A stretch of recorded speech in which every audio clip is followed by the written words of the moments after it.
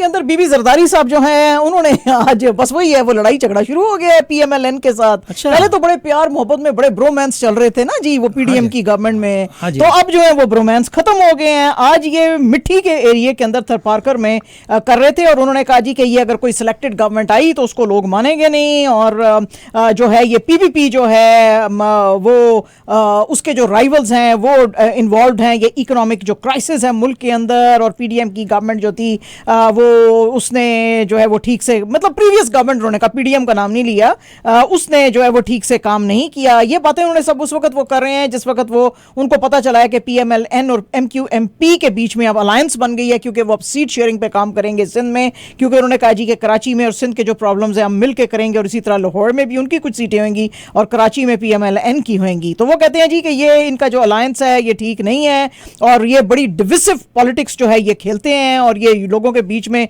Unity नहीं create होने चाहते। और जो ये पीएमएलएन को उन्होंने पीएमएल जो है उसको नया नाम दिया है, पीएमएल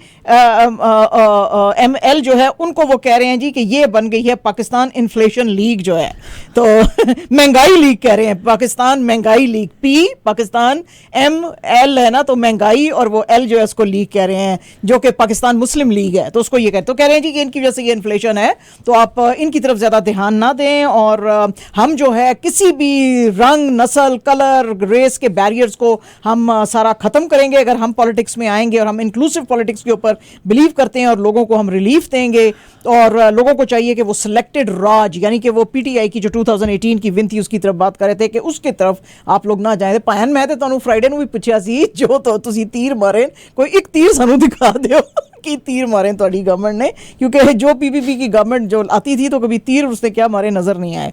तो चलो पीएमएलएन जो है उसके ऊपर एतराज भी आते हैं, करप्शन के चार्जेस भी आते हैं, लेकिन 4 काम है उनके पास दिखाने के लिए। भाईजान आपके पास तो आधा काम भी कोई नहीं है तो भाई दिखा दें आप।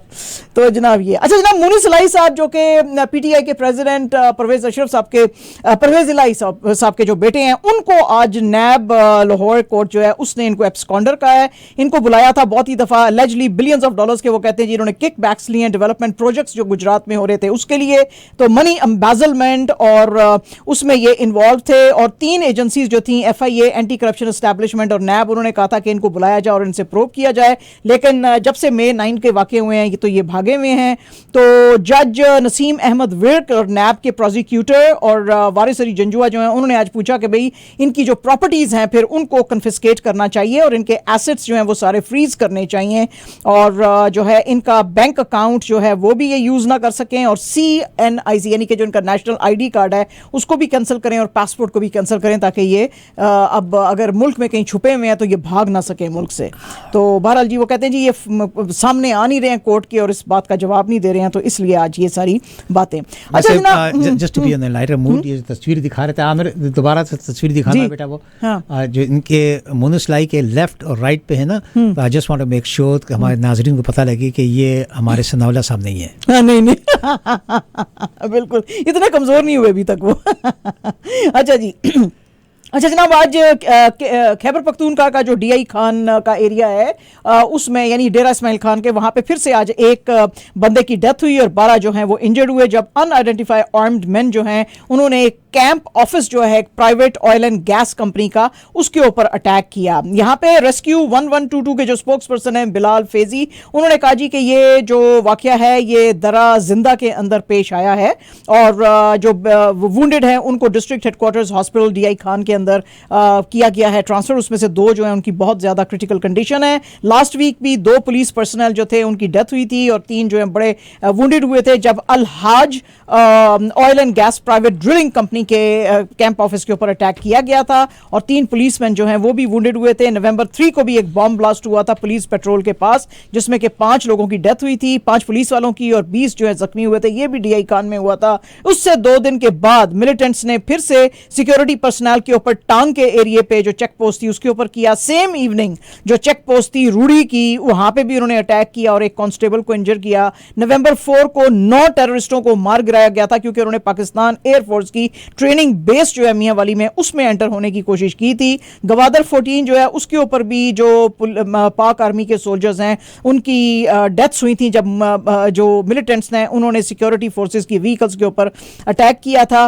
Pakistan institute for conflict and security studies ने एक डाटा लेकर आए और वो कहते हैं जी अगस्त का महीना इस साल में डेडलीस्ट था। 99 जो हैं इसके अंदर जो हैं वो सिंगल मंथ जो है उसके अंदर वाकई हुए थे सिंस नवंबर 2014। इसके ऊपर अब जो दुनिया बड़ी भड़क गई है। आज सेनेटर इसाक डार ने कहा है कि मैं केयर टेकर गवर्नमेंट से पूछना चाहता हूं कि ये इतना ज्यादा टेररिज्म क्यों मुल्क में बढ़ता जा रहा है और उसकी क्या वजह है। Care taker prime minister Anwarul हक ने कुछ दिन पहले कहा था कि 60% ऑफ इंक्रीज है टेररिज्म के केसेस में एंड 500% स्पाइक हो गया है सुसाइड बॉम्बिंग्स के अंदर। और उन्होंने अफगान तालिबान को जो है इसका जिम्मेदार ठहराया था। उन्होंने कहा जब से ये पावर में आए हैं सिंस अगस्त 2021 उस वक्त से पाकिस्तान के अंदर ये वाकई जो है बहुत ज़्यादा बढ़ गए थे। भाएं थोड़ियाँ पुलिस ते थोड़ी सिक्योरिटी एजेंसियां सोंदे पेन तुसी जड़े हो 9/11 एक ही हुआ था ना वहाँ पे अमेरिका में, उसके बाद तो फिर उन्होंने कोई होने नहीं दिया ना। तो आपकी सिक्योरिटी एजेंसी सो रही हैं, वो क्या कर रही हैं ये। और अब तो इतनी शर्म की बात है कि ये जो मियाँ वाली का आपका एयरफोर्स का बेस था उस तक में भी अब ये घुस सकते हैं मिलिटेंट्स में। तो कहाँ है आपके सिक्योरिटी के जो वो बंदे हैं और आपकी जो सिक्योरिटी होती थी वो कहाँ है भाई। ज़रा सोने से बाज आए ना, ज़रा जागें, देखें क्या हो रहा है यहाँ पे। हिंदुस्तान के अंदर जो है आज प्रियंका गांधी ने अपने एक्स के ऊपर लिखते हुए कहा कि इंटरनेशनल कम्युनिटी को जाग जाना चाहिए। 10,000 से ज़्यादा लोग गाजा के अंदर मर गए हैं, उसमें से जो हाफ द पीपल हैं वो किड्स हैं। तो ये बच्चे जो हैं गाजा में एक बच्चा after every 10 minutes is dying. तो दुनिया का कॉन्शियस कब जागेगा, कब दुनिया कहेगी इनफ इज इनफ। वहां पे ना तो मेडिसिन है, ना ऑक्सीजन है इंक्यूबेटर्स में, ना तो वहां पे फैसिलिटीज कोई हैं। तो ये सारी चीजें हमारे कॉन्शियस को शॉक कर रही हैं और वो सब लोग जो इन चीजों को सपोर्ट कर रहे हैं वो जीनोसाइड को सपोर्ट कर रहे हैं। कोई सीज फायर की तरफ नहीं जा रहे और ये जो बॉम्ब्स मारे जा रहे हैं और वायलेंस की जा रही है और किलिंग्स और सफरिंग्स बढ़ाई जा रही हैं, इसको कब रोका जाएगा। ये जो डिस्ट्रक्शन है इसको रोकने की जरूरत है। और वो तमाम गवर्नमेंट जो इस डिस्ट्रक्शन को सपोर्ट कर रही हैं उनको पता होना चाहिए हाउ डिप्लोरेबल एंड डिसग्रेसफुल ये सब चीजें हैं। तो आज उन्होंने जो है वो बड़ी इस तरह की तकरीर की है।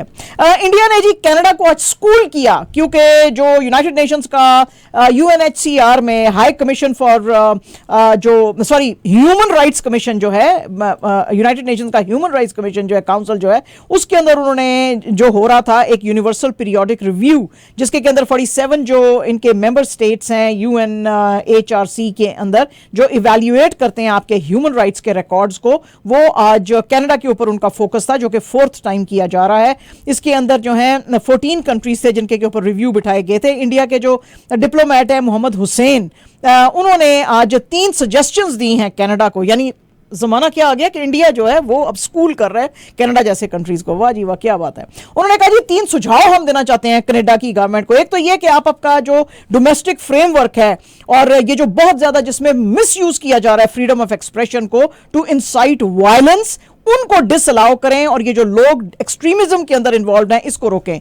दूसरा सुझाव इंडिया ने दिया जी कनाडा को कि आप इफेक्टिवली प्रिवेंट करें ये जो अटैक्स आ रहे हैं प्लेसेस ऑफ वर्शिप के ऊपर और जो रेशियल माइनॉरिटीज के ऊपर जो है, और लेजिस्लेट करें, एक मेजर्स लेकर आए हेट क्राइम्स और हेट स्पीच के अगेंस्ट। नंबर 3 उन्होंने कहा जी कि ये जो स्ट्रक्चरल डिस्क्रिमिनेशन है आप लोगों जो शुरू की हुई है इंडिजिनस बच्चों के अगेंस्ट, इनको खत्म करने की जरूरत है क्योंकि उन बच्चों के पास कोई भी सर्विसेज जो है वो कनाडा नहीं उनको दे रहा है। वाह जी वाह, क्या बात है माजिद भाई, है क्या बात है। हम इंडिया जड़ा है सिखाएगा कनेडा नूं बई तुसी हुकूमत किस तरह करनी है, फिर कहेंगे हम तो इंटरनल अफेयर आपकी इंटरफेरेंस नहीं कर रहे आपके इंटरनल मामलात में। तो पायन फिर व्हाट इज दिस हैं, व्हाट इज दिस। अच्छा ठीक है जी, कोई नहीं, करो बयान, करो कोई जरूरत जी। अच्छा जी, टाइगर 3 जो है उसने पहले दिन में ही हल्ला बोल दिया है सारी दुनिया के अंदर। आपको पता ही है सलमान खान और कैटरीना कैफ की ये जो फिल्म थी इसका लोगों को बड़ा इंतजार था और इसके अंदर जो विलन का रोल थे वो इमरान हाशमी कर रहे थे। जाहिर है आप सोच ही सकते हैं कि विलन का रोल जो इमरान हाशमी कर रहे हैं वो कौन होंगे। जाहिर है पाकिस्तानी थे वो, तो पाकिस्तानी तो हमेशा टेररिस्ट ही होते हैं इनकी फिल्मों में, तो वो थे जनाब। ठीक है जी, तो लेकिन इस फिल्म ने जी 94 करोड़ कमाए हैं इन जस्ट वन डे इस फिल्म ने कमाए हैं 42 करोड़ ग्रॉस जो है इन्होंने कमाए हैं इंडिया के अंदर, और 41 करोड़ ग्रॉस जो है इन्होंने कमाए हैं इंटरनेशनल मार्केट्स के अंदर। तो एज अ रिजल्ट 94 करोड़ एक दिन में इन्होंने बनाया। आज जनाब जूही चावला साहबा की थी बर्थडे एंड शी टर्न्स 56, और इस मौके पे वो उन्होंने बातचीत की और उन्होंने कहा जी कि करिश्मा कपूर को मैंने जो है स्टार बनाया।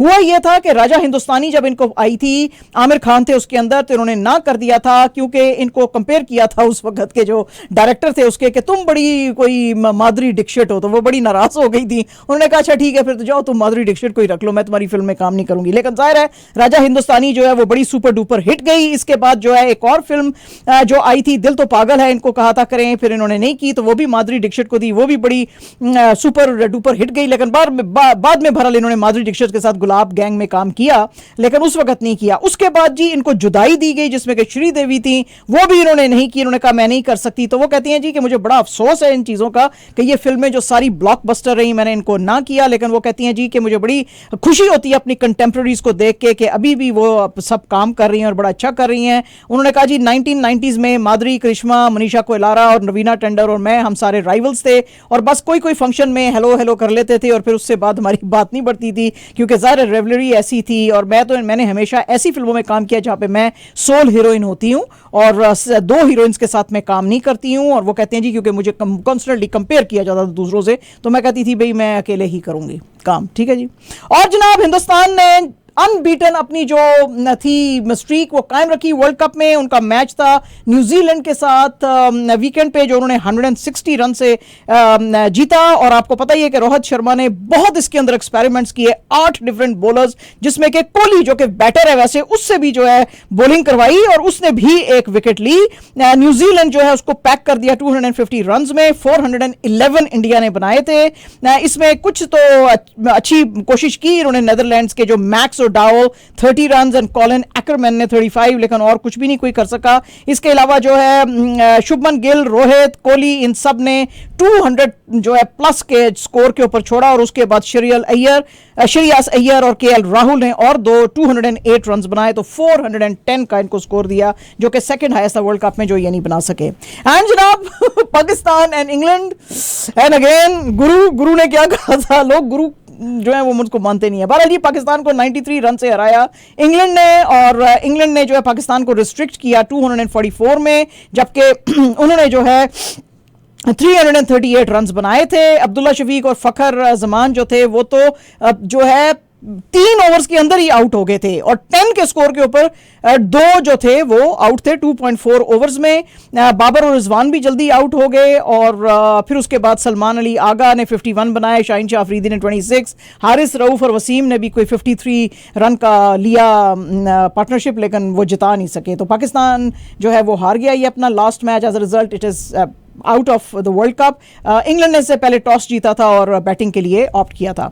आज जो बड़े बड़े जितने भी पुराने क्रिकेटर्स हैं उन्होंने बहुत ज्यादा बैश किया पीसीबी को भी और अपनी टीम को भी। रमीज राजा ने सबसे पहले कहा जी कि ये पीसीबी को बनाया किसने है, ये जो है बड़ा इनको जिनको पता ही नहीं है कि क्रिकेट होती क्या है, इनको किसने हेड बना दिया, यहाँ पे बिठा दिया है। और अगर बाबर जो है वो क्या कैप्टनसी करेगा अगर उसके बॉलर्स अच्छा काम नहीं करेंगे, और ये 24 घंटे आप कैप्टन और कोचिंग स्टाफ और बाकी लोगों को चेंज करते हैं, तो टीम कैसे एक अनसर्टन स्क्वाड के साथ खेलेगी। और ये जो इंटरम चीफ सिलेक्टर भी आए तौसीफ अहमद, उनके ऊपर भी बहुत ज्यादा हिट किया। उन्होंने कहा right in the middle of the game जब आप बाबर को रिजवान के खिलाफ बातें करेंगे तो ये कैसे वो लोग अपने काम पे ध्यान देंगे, तो इस माइंडसेट को चेंज करने की जरूरत है। और आपको जो है, और इसके अलावा एक 70 ईयर ओल्ड को आपने कैसे सिलेक्शन के लिए बिठा दिया है, इनको क्रिकेट के बारे में क्या पता है। ये जो है बस 1-2 चेंजेस अब आके कर लेंगे और लोग कहेंगे ओ इन्होंने बड़ा मेजर काम किया है। वसीम अकरम ने कहा जी कि कैप्टन को जो है बाबर आजम को यानी इतना ज्यादा क्रिटिसाइज करना बिल्कुल अनफेयर है, आपका सिस्टम फॉल्टी है, उस सिस्टम को ठीक करने की जरूरत है। शोएब मलिक ने कहा जी कि आपके पास रिसोर्सेज नहीं है और स्ट्रीट स्मार्टनेस नहीं है बाबर आजम के पास। शोएब अख्तर ने कहा कि आपके पास लैक ऑफ इंटेंट था, जिसके साथ आप वर्ल्ड कप में गए थे तो आपने क्या जीतना था। शायद अफरीदी ने कहा जी कि बाबर अब काफी अरसे से इस पोस्ट पे है, पिछले 3 साल से, और अगर अभी भी वो लीडर नहीं बना तो इसका मतलब है कि वो लीडर नहीं है, he has failed to prove himself as a leader. Manager जैसे कि हमारे साथ थे यूनुस खान वगैरह, वो हमसे पूछते थे और हम सब मिलके आगे जो है टीम की स्ट्रेटजी बनाते थे। मुझे नहीं लगता कि बाबर में वो चीज़ है। और जनाब उसके होते हुए आज पाकिस्तान के जो थे बोलिंग कोच मोर्ने मोर्कल, उन्होंने आज रिजाइन कर दिया है।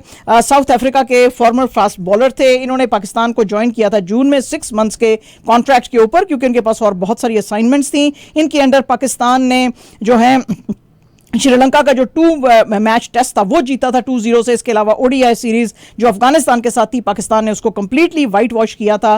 तो अब इन्होंने रिजाइन कर दिया, पता नहीं अब इनकी जगह कौन आएगा। अलबत्ता उमर गुल के बारे में कहा जा रहा है शायद वो एज अ बॉलिंग कोच आ सकते हैं, उन्होंने पहले भी टीम को कोच किया है, तो हो सकता है कि उनको लाया जाए। लेकिन अभी तक उमर गुल ने कहा कि पीसीबी ने मुझे कॉन्टैक्ट नहीं किया है। अब जो है पाकिस्तान को एक बॉलिंग कोच चाहिए, क्योंकि इनका 3 मैच टेस्ट शुरू होने वाला है ऑस्ट्रेलिया के अगेंस्ट नेक्स्ट मंथ में। और जनाब एम्बेपे ओनली 24 इयर्स ओल्ड, और क्या जबरदस्त सॉकर प्लेयर है। अगर आप देख रहे थे सॉकर जो कि ये हो रही थी, हैट्रिक इन्होंने की है, और पीएसजी एज अ रिजल्ट जो है टॉप पे चली गई है लीग 1 में with 3-0 victory at 4th placed ramus. और पीएसजी जो है उसके पास अब 27 पॉइंट्स हैं, नीस के पास अब 1 पॉइंट जो है वो लेस है इनसे।